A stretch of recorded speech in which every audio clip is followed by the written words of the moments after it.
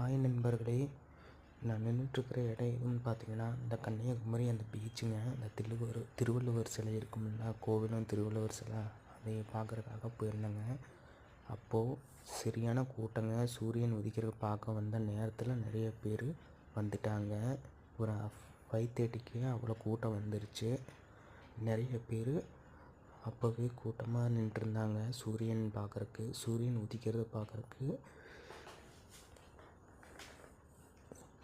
ஆனால் என்னால் முடிஞ்ச வரைக்கு அந்த நேரத்தில் பக்கத்தில் காமிச்சிருப்பேன், ஜூம் பண்ணி இந்த வீடியோவை. திருவள்ளுவர் சிலை தெரியுது பாருங்கள்,